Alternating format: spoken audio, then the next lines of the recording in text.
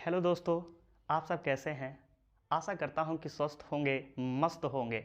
मैं हूं राजेंद्र और आपका अपना चैनल आरपीजीएस रिसर्च में स्वागत करता हूं।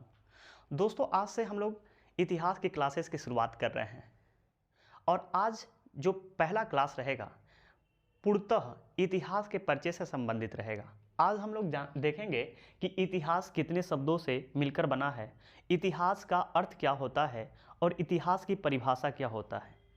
उसके बाद हम लोग हिस्ट्री देखेंगे कि हिस्ट्री शब्द आया कहाँ से है और हिस्ट्री शब्द का सर्वप्रथम प्रयोग किसने किया था। तो आइए इन सभी महत्वपूर्ण बिंदुओं पर एक एक करके बात करते हैं। तो सर्वप्रथम हम लोग देखते हैं कि इतिहास कितने शब्दों से मिलकर बना है। मेरे मित्र, यदि बात किया जाए तो इतिहास आपका 3 शब्दों से मिलकर बना है। इति धन ह धन अस। इसका अर्थ यदि देखें तो अर्थ इसका निकलता है ऐसा निश्चित रूप से हुआ था, ऐसा निश्चित रूप से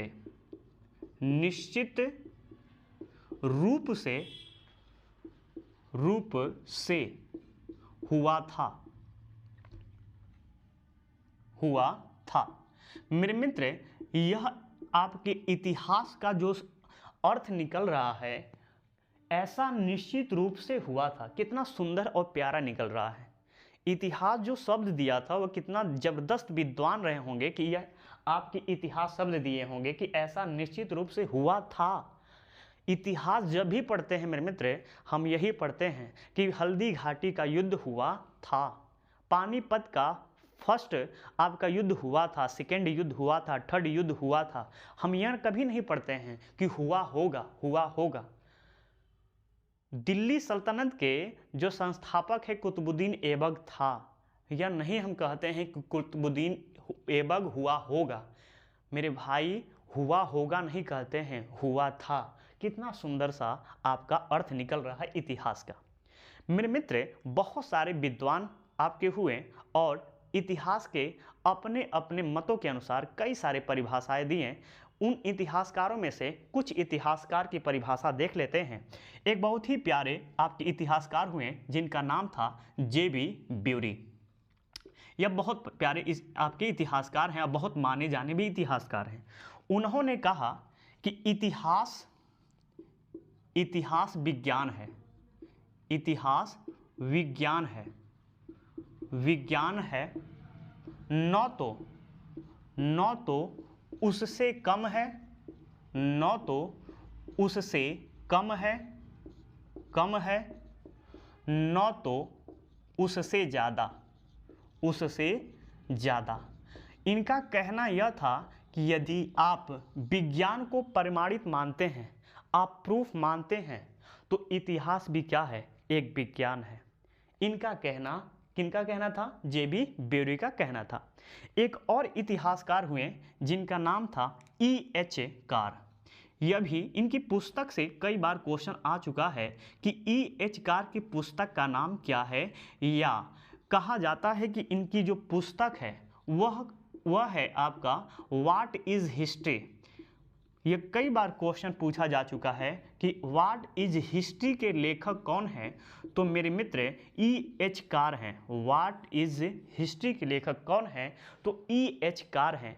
इनका भी एक परिभाषा था और कहते हैं कि इतिहास अतीत और वर्तमान के मध्य अनवरत संवाद है। मतलब जो आप पास्ट और प्रेजेंट की जो बात करते हैं उसी को क्या कहते हैं, इतिहास कहते हैं। कभी मेरे मित्र परिभाषा से क्वेश्चन नहीं आता है, लेकिन इनकी पुस्तक से कई बार क्वेश्चन पूछा जा चुका है कि व्हाट इज हिस्ट्री के लेखक कौन है। तो E.H. कार हैं। इनके परिभाषा देख लेते हैं कि ये कहते क्या हैं। तो ये कहते हैं इतिहास अतीत व वर्तमान के मध्य अनवरत संवाद है। मतलब संवाद को क्या बोलते हैं? बातचीत बोलते हैं, संवाद है। जो आप वर्तमान और अतीत के बारे में यदि बात करते हैं तो उसी को हम क्या कहते हैं, आपका इतिहास कहते हैं। तो यह मेरे भाई इतिहास से आपका कुछ जानकारी हुआ। इतिहास कितने शब्दों से मिलकर बना है? तो 3, इति धन ह धन अस, और अर्थ क्या निकलता है? ऐसा निश्चित रूप से हुआ था।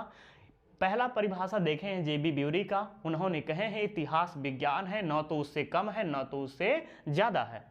फिर हम लोग एक इतिहासकार को देखे हैं जिनका नाम है E.H. कार, उनकी पुस्तक इंपॉर्टेंट है जिनका नाम है व्हाट इज हिस्ट्री, और इन्होंने कहा था इतिहास अतीत व वर्तमान के मध्य अनवरत संवाद है। मेरे मित्र, यदि हम गौर करें तो इतिहास क्यों पढ़ा जाता है, मतलब इसका उद्देश्य क्या है? उद्देश्य क्या है? मतलब आप कोई भी चीज़ पढ़ते हैं तो एक तो उद्देश्य यह होता है कि हमको नौकरी पाना है। कोई भी चीज़ पढ़ते हैं तो उसका एक उद्देश्य होता है कि हमको जॉब करना है। लेकिन इतिहास पढ़ने का एक तो अर्थ नौकरी पाना भी है, और एक तो अर्थ है कि हमारे अतीत में क्या क्या घटनाएं हुई थी, क्या क्या घटनाएं हुई थी। आपको यदि उसको हम जान लेते हैं तो आने वाले समय में हम वैसी गलतियों को दोहराएंगे नहीं। जैसे आप लोग यदि गांव से बिलोंग करते होंगे तो आपके गांव में कोई एक ऐसा जगह होगा जो भूतिया टाइप का होगा। आपके घर वाले कहते होंगे कि वहाँ पे जाइएगा मत, वहाँ पे शैतान रहता है, तो भूत रहता है, डरा जाओगे, तो आप वहाँ नहीं जाते हो, अपनी गलतियों को नहीं दोहराते हो, क्योंकि वह अतीत की घटना में कुछ वहाँ पे ऐसा कुछ हुआ होगा जो आपको परिजन आपको जाने से वहाँ से रोकती है। तो इतिहास का भी वही सीधे सीधे आपका अर्थ निकलता है कि अतीत में जो गलतियां हुआ है उसका पुनरावृत्ति ना हो, मतलब उसको दोहराया ना जाए। मेरे मित्र, क्या आप लोग सुझाव दे सकते हैं क्या रूस और यूक्रेन का लड़ाई होना चाहिए? नहीं होना चाहिए। क्या आपके हमास और इजराइल का लड़ाई होना चाहिए, युद्ध होना चाहिए? नहीं होना चाहिए। यदि युद्ध होता है मेरे मित्र तो यह एकदम प्रमाणित है कि दोनों तरफ से जाने जाएंगे, और इतिहास यही तो सिखाता है, इतिहास मेरे मित्र यही सिखाता है कि जो अतीत में गलतियां हो चुकी है उस गलतियों को दोबारा हम लोग दोहराया न जाए। तो उद्देश्य क्या है इसका मेरे मित्र? अतीत की गलतियों को, अतीत की गलतियों को, अतीत की गलतियों को, गलतियों को दोबारा दोहराया न जाए, दोहराया या पुनरावृत्ति न हो, दोहराया न जाए, यह क्या है? इसका आपका उद्देश्य है। मेरे मित्र, यह तो हो गया आपका इतिहास से, इतिहास शब्द से इतना पॉइंट। अब देखते हैं कि हिस्ट्री शब्द आया कहाँ से है, लेकिन इससे पहले यह मिटा दे रहे हैं क्योंकि ब्लैक बोर्ड व्हाइट बोर्ड इससे ज़्यादा जाएंगे तो आपको दिखेगा नहीं, इसलिए इसको मिटा दे रहे हैं। और फिर हम लोग इतिहास पे हिस्ट्री पे बात करते हैं कि हिस्ट्री शब्द आया कहाँ से है और हिस्ट्री शब्द का पहली बार प्रयोग किया किसने था। मित्र, हिस्ट्री आपके ग्रीक भाषा के हिस्टोरे से मिलकर बना है। हिस्टोरे होता क्या था? तो हिस्टोरे यूनान में एक व्यक्ति था जो दो पक्षों में यदि लड़ाई झगड़ा हो जाता था तो उसे निपटारा करने का कार्य हिस्टोरे करता था। हिस्टोरे से ही आपका हिस्ट्री बना है, और हिस्ट्री शब्द का पहली बार प्रयोग हेरोडोटस ने अपनी पुस्तक हिस्टोरिका में किया था। हेरोडोटस कहाँ का रहने वाला था? तो यूनान का रहने वाला था। वह जानता था कि हिस्टोरी ही क्या करता था कि दो पक्षों को झगड़ा को सुलह करवाने का कार्य करता है। उसी हिस्टोरी से ही आपका हिस्ट्री शब्द बना है, और इसका सर्वप्रथम आपका प्रयोग हेरोडोटस ने अपनी पुस्तक हिस्टोरिका में किया था। हेरोडोटस कौन है? तो हेरोडोटस को ही इतिहास का क्या माना जाता है? जनक माना जाता है। तो आइए इसको लिखते हैं।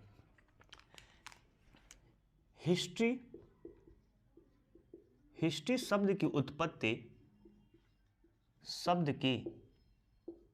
हिस्ट्री शब्द ग्रीक भाषा के हिस्टोरे से बना है। यह क्या था? तो मेरे मित्र, यह यूनान में यदि दो गुटों में झगड़ा हो जाता था तो उसे सुलह करवाता था। यूनान में वाद विवाद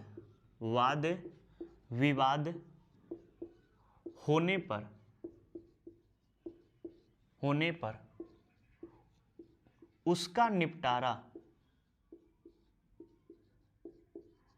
टारा हिस्टोरे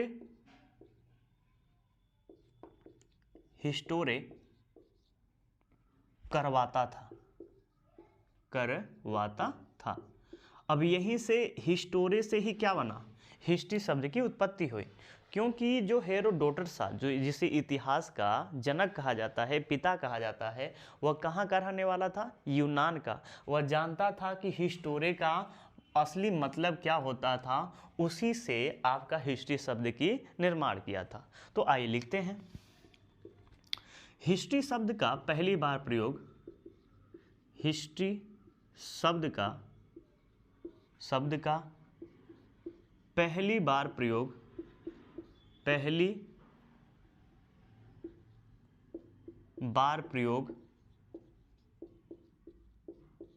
हेरोडोटस ने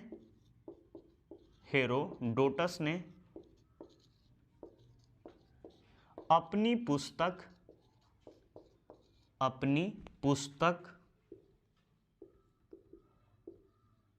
पुस्तक हिस्टोरिका में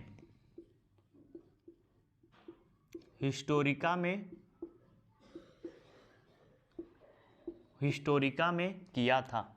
तो मेरे भाई जो हेरोडोटस था, उनके पुस्तक का जो नाम था, हेरोडोटस साहब के पुस्तक का नाम क्या था, हिस्टोरिका।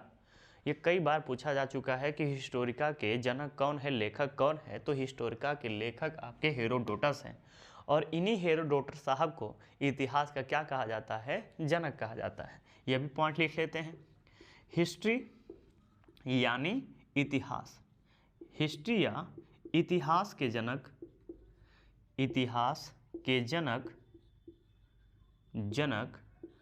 हेरोडोटस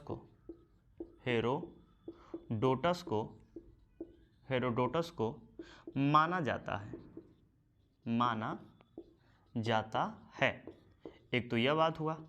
मेरे भाई यह रहने वाले कहाँ के थे, तो यूनान के रहने वाले थे। हेरोडोटस कहाँ के रहने वाले थे, तो यूनान के रहने वाले थे। लेकिन यूनान से यह फिर कहाँ चले गए, फारस।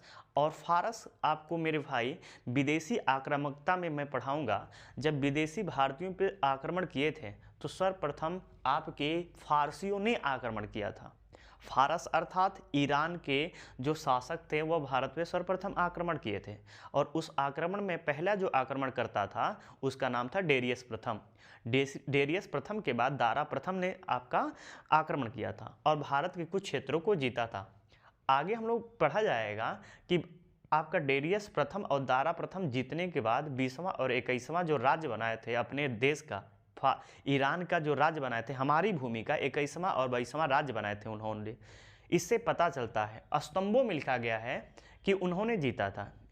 अब मेरे भाई जीतने का क्या कारण है, जब जीते होंगे भारत के कुछ क्षेत्रों को तो वहाँ पे कुछ अधिकारियों को नियुक्त किए होंगे, बिल्कुल नियुक्त किए होंगे। जब वही अधिकारी फारस गए थे, वहीं पे फारस जाके यह एक यूनान का व्यक्ति यूनान से फारस जाता है और उन अधिकारियों से मिलता है और भारत के बारे में पूछता है कि भारत कैसा है। तो भारत के बारे में वो बताते हैं, हाँ यार यहाँ तो वर्ल्ड कप होता है, मैच हो रहा है, आईपीएल होता है, बहुत सारी चीज़ें होती हैं। अच्छा आईपीएल भी होता है, हमारे यहाँ तो नहीं होता। वह सब जितने भी बातें अधिकारी बताएं उन सभी बातों को यूनान का एक व्यक्ति जिसका नाम क्या था, हेरोडोटस, अपनी पुस्तक हिस्टोरिका में वह लिखा था। लेकिन मेरे मित्र आज वर्तमान समय में बात किया जाए तो हिस्टोरिका जो आपकी पुस्तक है वह उपलब्ध है नहीं है। लेकिन कुछ विद्वान जो पढ़े थे उसी के आधार पर हिस्ट्री को लिखे हैं। तो यह बात हुआ हिस्ट्री पे कि हिस्ट्री का जनक, हिस्ट्री या इतिहास के जनक किसे कहते हैं, हेरोडोटस को कहा जाता है। इन्हें तो देखिए, इन्हें एक वंश का संरक्षण प्राप्त था, वह था हकामनी वंश। इन्हें ईरान के हकामनी वंश का संरक्षण प्राप्त था, वंश का संरक्षण प्राप्त था। तो यह तो हुआ हमारा इतिहास के जनक किसे कहा जाता है, उस पर हम लोग चर्चा कर लिए हैं। अब देखते हैं कि भारतीय इतिहास का जनक किसे कहा जाता है। तो मेरे मित्र भारतीय इतिहास का जनक हम वेद व्यास को मानते हैं। वेद व्यास कौन थे, तो वही वेद व्यास, आप लोग सही समझ रहे हैं, वेद व्यास वही हैं जिन्होंने महाभारत की रचना की थी। महाभारत क्या है? तो विश्व का सबसे बड़ा महाकाव्य है, संस्कृत में लिखा गया। उसमें 18 पर्व है। उसी से एक आपका पर्व है भीष्म पर्व, उसी से भगवत गीता लिया गया है। प्राचीन इतिहास में हम लोग रामायण भी पढ़ेंगे, महाभारत भी पढ़ेंगे, वेद भी पढ़ेंगे, पुराण भी पढ़ेंगे, ये सब पे चर्चा करेंगे। लेकिन मेरे मित्र, यदि आप लोग से कोई पूछे, प्रश्न आ जाता है कि भारतीय इतिहास का जनक किसे कहा जाता है, तो भारतीय इतिहास का जनक वेद व्यास को कहा जाता है। और वेद व्यास की पुस्तक का नाम क्या है? तो महाभारत। यह भी लिख लेते हैं मेरे मित्र। भारतीय इतिहास के जनक, इतिहास के जनक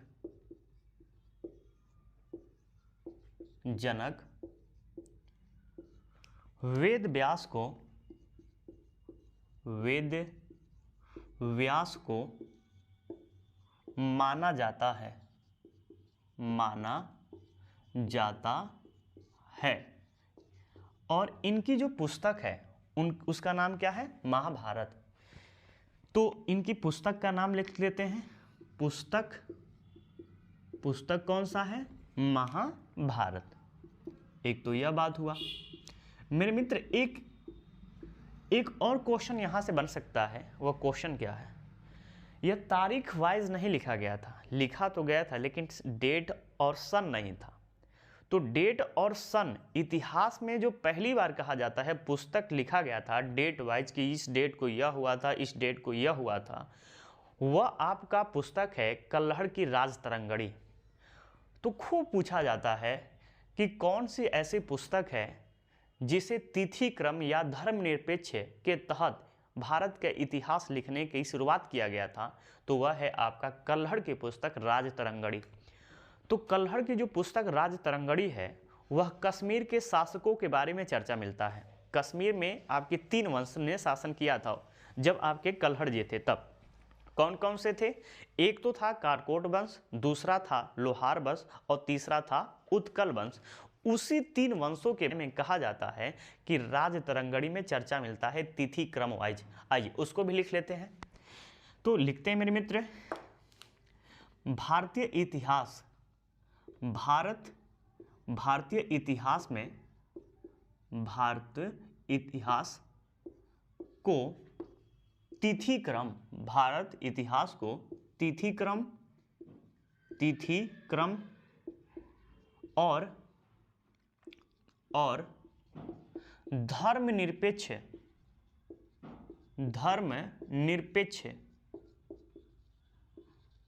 इतिहास लिखने की शुरुआत, इतिहास लिखने की शुरुआत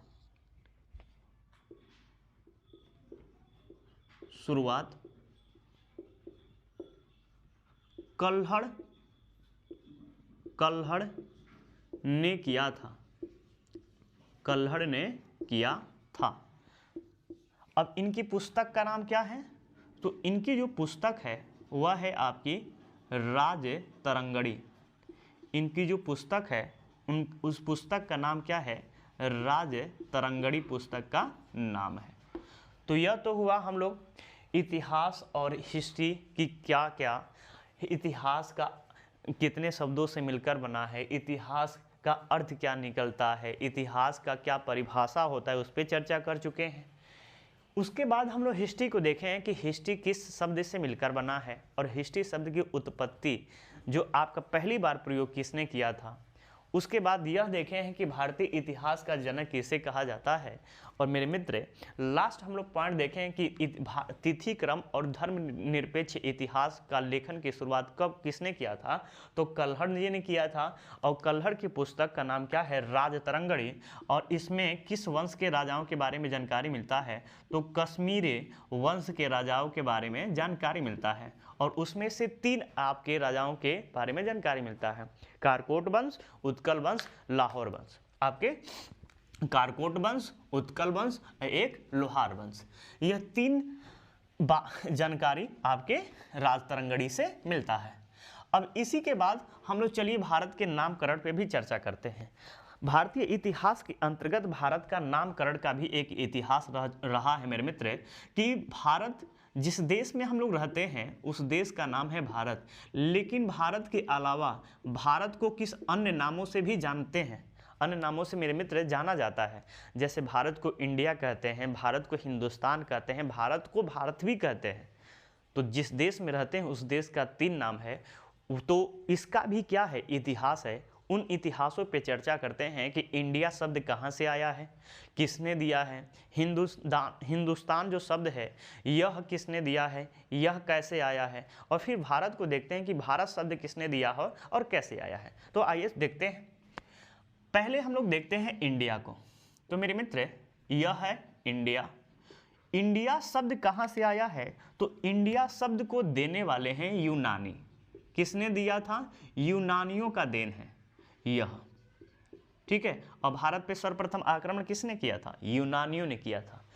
तो इंडिया शब्द ये कैसे दिए थे, तो इंडिया मेरे भाई, इंडिया यह शब्द ऐसे दिए थे क्योंकि यह एक नदी है और सिंधु नदी थी, सिंधु नदी।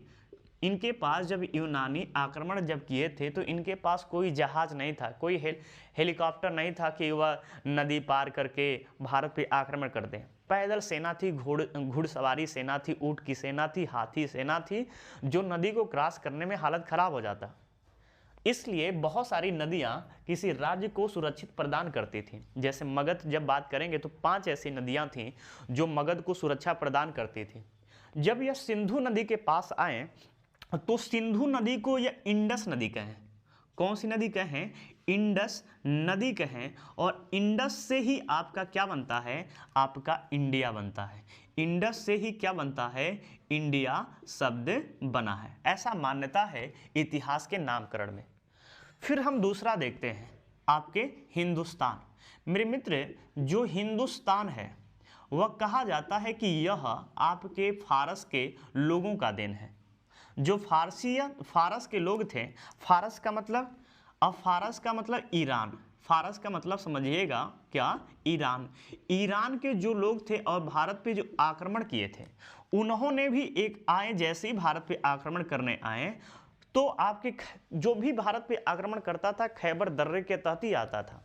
क्योंकि हम लोग के जैसे ही हम भारत का नक्शा इधर देखेंगे आप ऐसे, तो इधर क्या है, अरब सागर है, और अरब सागर में कोई आ नहीं सकता है। इधर पानी है पूरा और इधर भी क्या था, आपका पानी था। तो इधर से और इधर आने में कोई रास्ता नहीं था, क्योंकि अभी हम लोग जिक्र किए कोई जहाज नहीं था, न वायु वाला नहीं जल वाला। तो जब भी आते थे हम लोग पैदल सेना ही से आते थे। तो हमारा जो उत्तर का साइड है वह दर्रे से आते थे, लोग आक्रमण करते थे। तो यूनानियों ने आया तो आपके सिंधु नदी को इंडस नदी कहा, जिससे हमारा इंडिया बना। जब फारस और ईरान के लोग आए तो वह आपके सिंधु नदी को, जो सिंधु नदी थी, जो सिंधु नदी थी वह उसको आपका हिंदू नदी कहें। मतलब स का उच्चारण जो करते थे ईरानियों या फारस, जो स का उच्चारण करते थे, यह स का वह कैसे करते थे, ह से करते थे। इसलिए इन्हीं ह के हिंदू नदी के नाम पे भारत का नाम क्या रखा गया, हिंदुस्तान रखा गया। आइए हम देखते हैं अब इंडिया। इंडिया का नामकरण कैसे हुआ, इंडिया तो देख चुके हैं, अब देखते हैं भारत का नामकरण कैसे कैसे हुआ। तो मेरे मित्र भारत के नामकरण में 3 आपके मत देखेंगे। एक तो जैन का देखेंगे, जैन मत, एक देखेंगे हिंदू मत कि हिंदू मत क्या कहता है, और तीसरा है मेरे भाई वैदिक मत, वैदिक ऋग वैदिक का। आपके वैदिक काल में 2 काल पढ़ेंगे, एक ऋग वैदिक काल, एक उत्तर वैदिक काल। तो 3 मत भारत का नामकरण किया जाता है। 3 मत है कि हमारा इतिहास है उसी के नाम पर भारत का नाम पड़ा है। तो देखते हैं एक एक करके। पहले हम जैन मत देखते हैं कि जैन मत क्या कहता है। तो यह जैन मत है मेरे मित्र।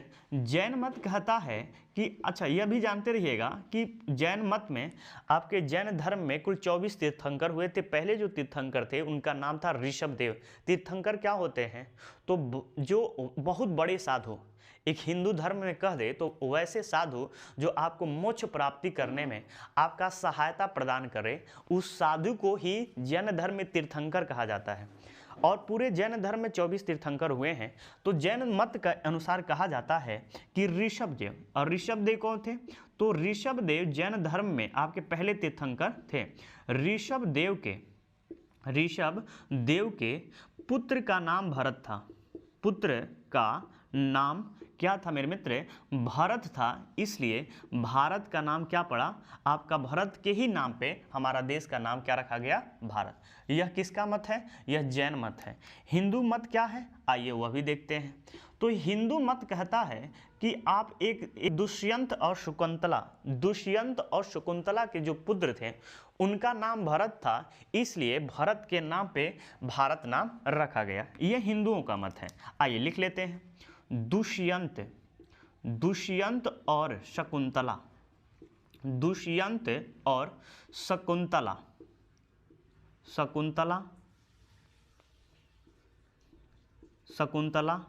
के पुत्र का नाम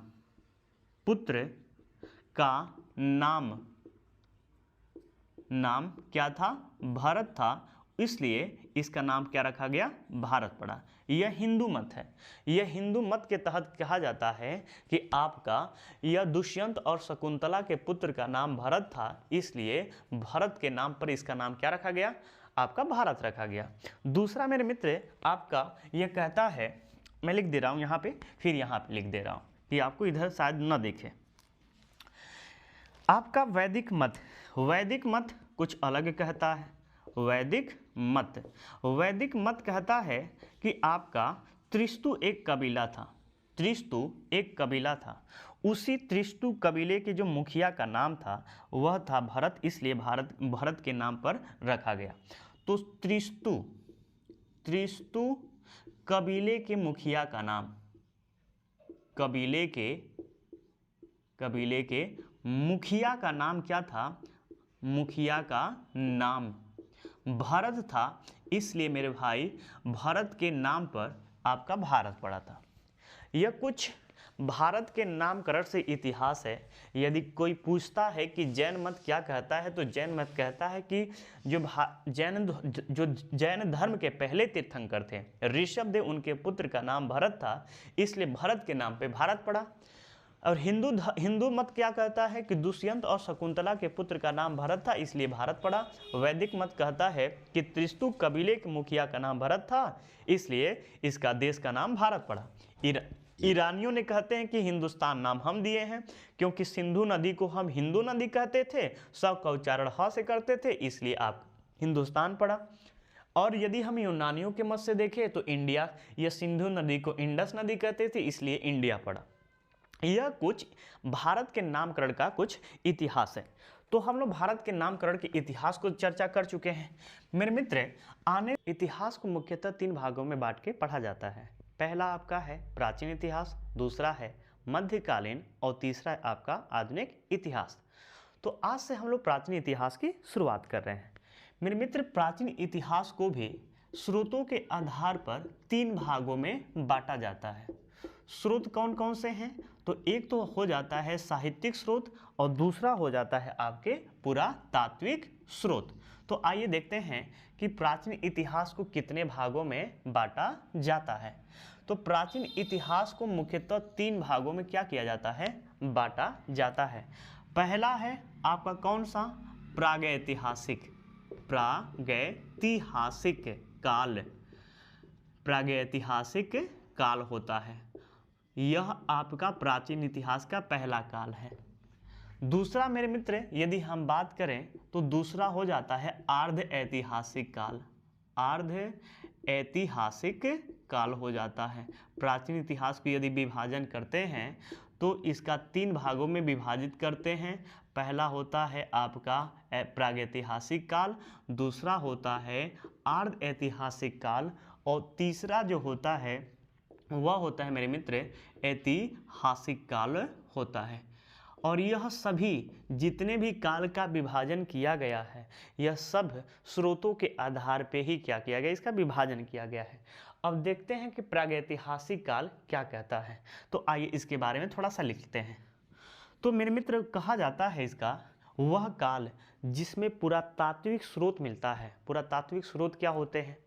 जैसे कि आज आज हम लोग कुरकुरे खाते हैं, चिप्स खाते हैं, नमकीन खाते हैं, एक पैकेट में होता है।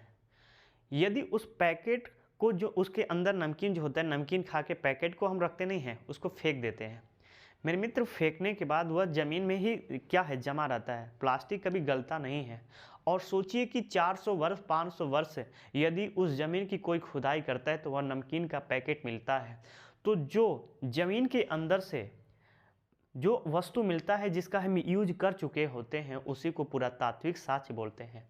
तो हमारे पूर्वज ने भी कुछ खाया होगा, कुछ पिया होगा, कुछ औजार का प्रयोग किया होगा, उन सभी औजारों को, वस्तुओं को हम लोग क्या बोलते हैं, पुरातात्विक साक्ष्य बोलते हैं।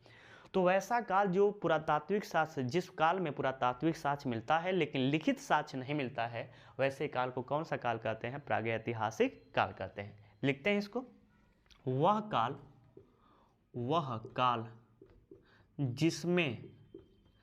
जिसमें पुरातात्विक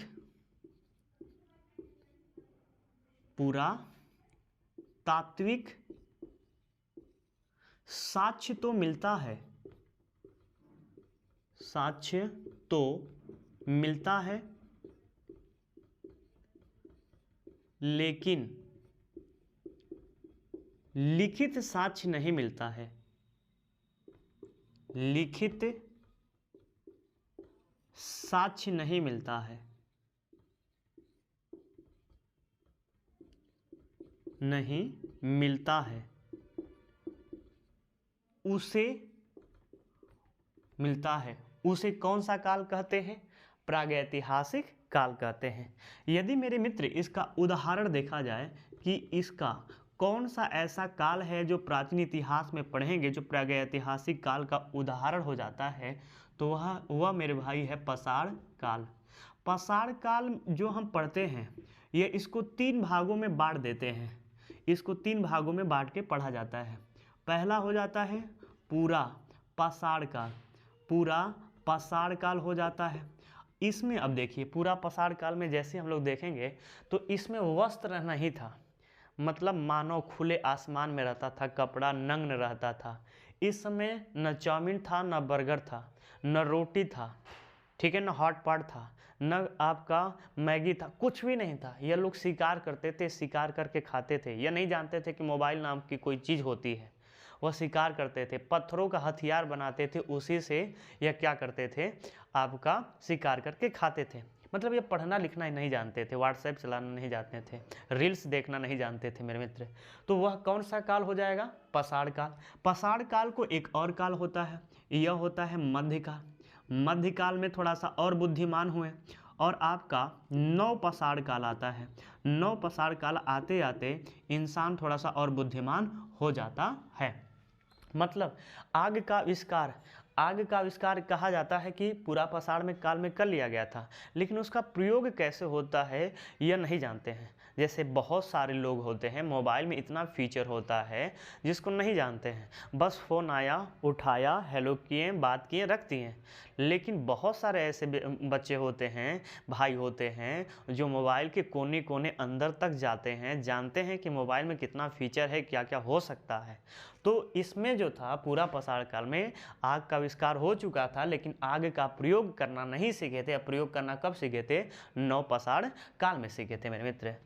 अब देखते हैं अर्ध ऐतिहासिक काल में क्या होता है। तो मेरे मित्र कहा जाता है कि इसमें पुरातात्विक साक्ष्य मिलता है, और पुरातात्विक साक्ष्य मिलता है, लिखित साक्ष्य भी मिलता है, लेकिन लिखित साक्ष्य को पढ़ा नहीं गया है। वैसे काल को कौन सा काल कहेंगे, अर्ध ऐतिहासिक काल कहते हैं। तो लिखते हैं वह काल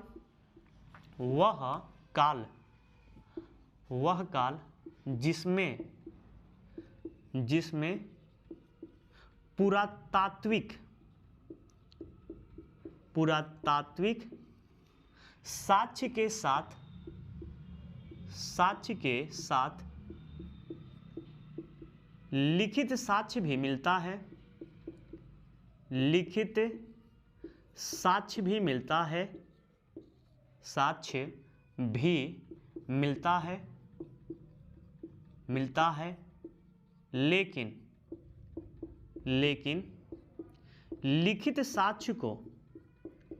लिखित साक्ष्य को पढ़ा नहीं गया है, पढ़ा नहीं गया है, नहीं गया है। इसका उदाहरण क्या हो जाएगा? यदि उदाहरण देखें तो आपका हड़प्पा सभ्यता, हड़प्पा सभ्यता। मेरे मित्र, इसी को हम सिंधु सभ्यता भी कहते हैं, इसी को हम क्या बोलते हैं? सिंधु सभ्यता भी बोलते हैं। तो ये अलग नहीं है। हड़प्पा सभ्यता कहिए, सिंधु सभ्यता कहिए, या सरस्वती नदी घाटी सभ्यता कहिए, यह सभी सभ्यता किस काल में आ जाएंगे? अर्ध ऐतिहासिक काल में आ जाते हैं। वह काल जिसमें पुरातात्विक साक्ष्य के साथ लिखित साक्ष्य भी मिलता है, लेकिन लिखित साक्ष्य को पढ़ा नहीं गया है। मतलब यहाँ इंसान कुछ भी नहीं जानता था, लेकिन यहाँ पे इस काल में आते आते इंसान लिखना भी सीख गया था, लेकिन उनकी लिपि ऐसी थी कि हम आज पढ़ नहीं सकते हैं, आज नहीं पढ़ा गया है। अब सोचिए कि यदि कोई हिंदू कास्ट का लड़का है और मुसलमान का उर्दू जाके पढ़े तो वह नहीं पढ़ पाएगा कि यह क्या लिखा है। वैसे मुसलमान का कोई लड़का आके यदि संस्कृत पढ़ने की कोशिश करे तो उस ढंग से नहीं पढ़ पाएगा जिस ढंग से हिंदू कास्ट के लोग पढ़ सकते हैं। तो लिपियों का जो अदलाव बदलाव है उससे बहुत दिक्कत का सामना करना पड़ता है। जैसे हम लोग चीनी भाषा नहीं पढ़ सकते हैं, हो सकता है कि कोई यदि जाके सीखना चाहता है तो सीख सकता है, पढ़ सकता है। आज भी बहुत सारे हिंदू भाई हैं जो कुरान पढ़ लेते हैं, इतना अच्छे कुरान पढ़ते हैं, उतना मुसलमान भी नहीं पढ़ेगा। और मुसलमान भी कुछ ऐसे भाई होते हैं जो इतना अच्छे से रामायण महाभारत पढ़ लेंगे जो हिंदू कास्ट के लोग नहीं पढ़ेंगे। तो यह तालमेल होता रहता है, यह सीखने के ऊपर डिपेंड करता है। लेकिन मेरे मित्र, वो उस लिपि को कोई ट्रेनिंग देने वाला, बताने वाला भी तो चाहिए कि भाई संस्कृत ऐसे पढ़ा जाता है, देखो अरबी का कुछ ऐसा शब्द है जिसे मिला मिला के आपको पढ़ना है। यहाँ के लोग कोई बचा तो है नहीं, तो हमको अनुमान लगा के ही पढ़ना पड़ता है कि आखिर इस शब्द का मतलब क्या कहलाता है।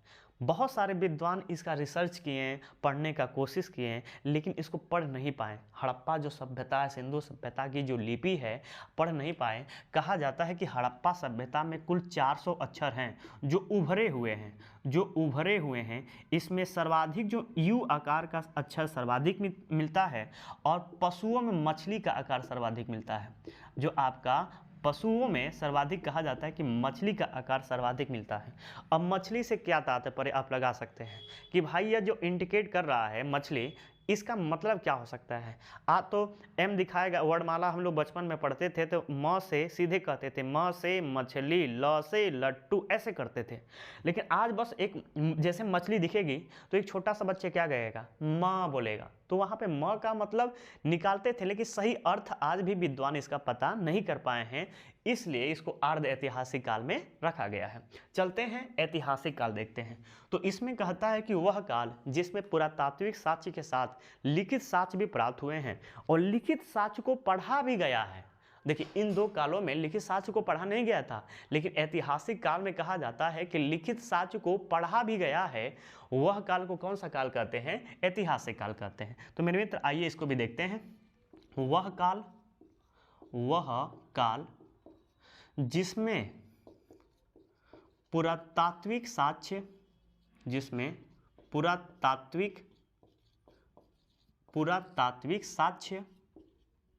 साक्ष्य के साथ लिखित साक्ष्य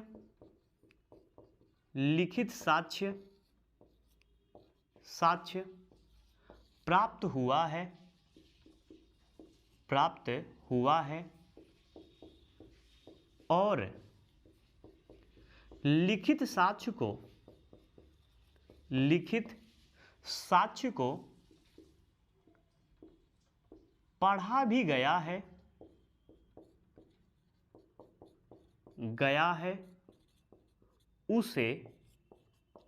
उसे कौन सा काल कहते हैं? ऐतिहासिक काल कहते हैं। उसे ऐतिहासिक काल कहते हैं। मेरे मित्र, यह तो हुआ हमारा क्या परिभाषा कि इसका ऐतिहासिक काल का क्या परिभाषा होगा। यदि इसका उदाहरण देखें कि इसका उदाहरण कौन सा हो सकता है, तो मेरे भाई इसका उदाहरण हो जाएगा जैन धर्म और दूसरा क्या हो जाएगा? बौद्ध धर्म। बौद्ध धर्म। जितने भी आपके पुरातात्विक साक्ष्य मिलते हैं, लिखित साक्ष्य भी मिलता है, वैसे सभी धर्मों को, सभी आपके जितने भी धर्म हैं वह ऐतिहासिक काल के अंतर्गत आ जाते हैं। तो वह काल जिसमें पुरातात्विक साक्ष्य के साथ साथ लिखित साक्ष्य भी प्राप्त हुआ है और लिखित साक्ष्य को पढ़ा भी गया है, उसे ऐतिहासिक काल कहते हैं। जैसे जैन धर्म और बौद्ध धर्म। यदि आप काशी गए होंगे तो काशी से 8 किलोमीटर दूर सारनाथ में जाएंगे तो बौद्ध धर्म का एक म्यूज़ियम है।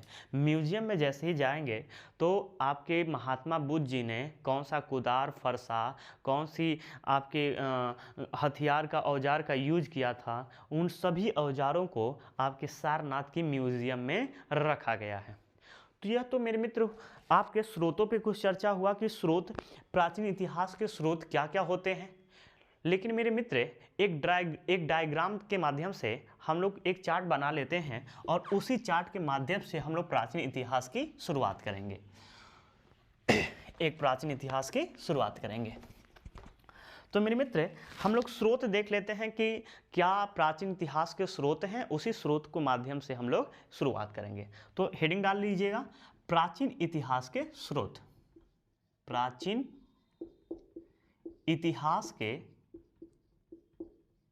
इतिहास के स्रोत। मेरे मित्र स्रोत में भी आपके प्राचीन इतिहास का ज़्यादा कोई स्रोत नहीं प्राप्त होता है। हम लोग सर्वाधिक आपके साहित्यिक स्रोत और पुरातात्विक स्रोत के माध्यम से ही प्राचीन इतिहास को पढ़ेंगे। तो पहला आपका हो जाएगा साहित्यिक स्रोत। साहित्यिक स्रोत। दूसरा मेरे मित्र हो जाएगा आपका पुरातात्विक स्रोत। और तीसरा जो हो जाएगा वह हो जाएगा मेरे मित्र विदेशी स्रोत। इन्हीं के माध्यम से हम लोग प्राचीन इतिहास को पढ़ेंगे। साहित्यिक स्रोत को भी मेरे मित्र, इसको भी दो भागों में क्या किया गया है, बांटा गया है। अब वह दो भाग देख लेते हैं कौन कौन से हैं। एक तो आता है धार्मिक स्रोत। कौन सा आ जाएगा, धार्मिक स्रोत आ जाता है। दूसरा मेरे मित्र आपका कौन सा स्रोत आता है, आपका लौकिक। इसमें पुस्तकों को पढ़ा जाता है। लौकिक जितने भी स्रोत हैं इसमें पुस्तकों को पढ़ा जाता है। जैसे कल्हड़, इसमें अर्थशास्त्र पढ़ेंगे, मुद्रा राक्षस पढ़ेंगे।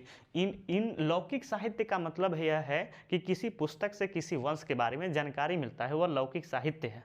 और जैसे यह पढ़ेंगे प्राचीन इतिहास के बहुत सारे आपके जो वंशज हैं वह सब इसी के अंतर्गत आ जाएंगे।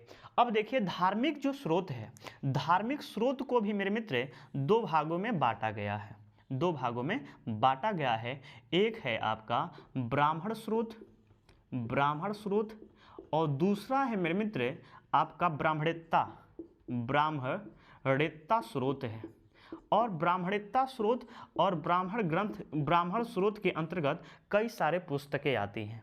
जैसे ब्राह्मण स्रोत के अंतर्गत आपका वेद आ जाएगा, इसके बाद उपवेद आ जाएंगे, उपवेद।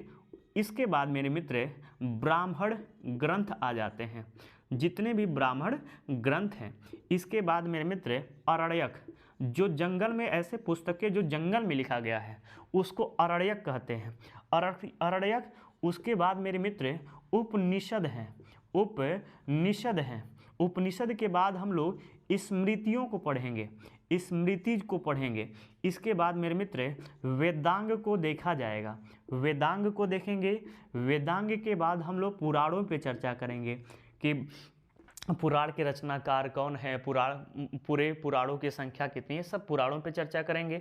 इसके बाद मेरे मित्र महाकाव्य पे चर्चा किया जाएगा, महाकाव्य। और महाकाव्य कितने हैं, तो महाकाव्य आपके दो हैं, एक का नाम है रामायण और दूसरे का नाम है महाभारत। तो यह तो ब्राह्मण स्रोत के अंतर्गत आ गए। यदि इनको पढ़ते हैं तो प्राचीन इतिहास की शुरुआत यहीं से हम लोग कर देंगे। ठीक है मेरे मित्र। ब्राह्मणेत्ता स्रोत में कौन कौन से आ जाएंगे, तो इसमें आता है आपका जैन धर्म और दूसरा जो स्रोत है वह है मेरे मित्र बौद्ध बौद्ध धर्म। तो यह तो मेरे मित्र इतिहास के परिचय और प्राचीन इतिहास की यह शुरुआत है। कल से हम लोग वेद को क्लास की शुरुआत करेंगे। वेद क्या है, वेद कितने प्रकार के हैं, कौन सा वेद प्राचीन है, कौन सा वेद में संगीत का उल्लेख मिलता है, किस वेद में जादू टोना टोटका का उल्लेख मिलता है, यह सब बिंदुओं पे हम लोग आने वाले नेक्स्ट वीडियो में बात किया जाएगा। तो मेरे मित्र आज का वीडियो कैसा लगा? यदि अच्छा लगा होगा तो लाइक करिएगा। अभी तक जिस मित्र ने इस चैनल को सब्सक्राइब नहीं किया है, मेरे मित्र सब्सक्राइब कर लीजिएगा। आज के लिए धन्यवाद।